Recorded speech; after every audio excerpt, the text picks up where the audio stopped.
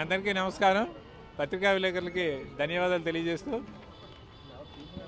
2 రోజుల క్రితం కిరా కార్పి అనే వ్యక్తి, ఆయన ఎవరో ఎక్కడున్నాడో తెలియని వ్యక్తి, ఆ ప్రోగ్రామ్ జబర్దస్త్ ప్రోగ్రాం ద్వారా టీవీలో కనిపించిన వ్యక్తి, అతని స్థాయి తెలుసుకోకుండా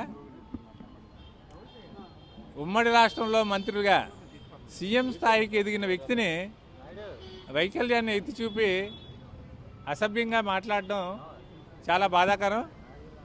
ఇక్కడే కాదు, మొత్తం అతను చేసిన ప్రవర్తన కానీ అతను చేసిన హేళన కానీ ప్రతి ఒక్కళ్ళు ఆలోచింపజేస్తుంది. ఇటువంటి విచిత్రకరమైన వ్యవహారం చేయడం అనేది అతను నేనేటి, సత్యనారాయణ గారేటి, అతని తాలూకా స్థాయి ఏంటి, నేనేంటి అనేది తెలుసుకోకుండా చాలా దుర్భాషగా మాట్లాడాడు ఆయన. ఆ రకంగా మాట్లాడడం అనేది కరెక్ట్ కాదని మా ఉద్దేశం. ఇది ఉత్తరాంధ్ర ప్రజలను కాకుండా మా వార్డు ప్రజలు, ఎందుకంటే చిన్నతనం నుంచి అతను మాతో అందరితో కలిసి ఒక అన్నదమ్ముడిగా కలిసిమెలిసి బతికిన వ్యక్తి. ఈరోజు కూడా వార్డులో ఎవరైనా వాళ్ళతో చక్కగా కూర్చోబెట్టి మాట్లాడి గౌరవించి మా వాళ్ళు అనే భావనతో ఉండే వ్యక్తి.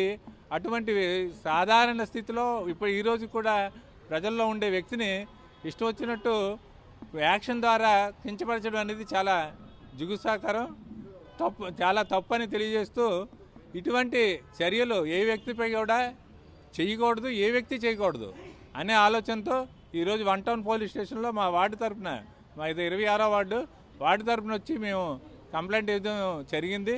తద్వారా అంటే మాట్లాడేటప్పుడు ప్రతి వ్యక్తికి తడబాటు వస్తుంది, అది సర్వసాధారణం. దాన్ని ఎత్తి చూపెట్టడం కాదు. మీకు నిజంగా అంటే దమ్ముంటే అనకూడదు, కానీ చెప్తున్నాను, ఏదైనా ఉంటే అతను రాజకీయంగా ఎదుర్కోవడానికి మీకు శక్తి ఉంటే ఆ పని చెయ్యండి.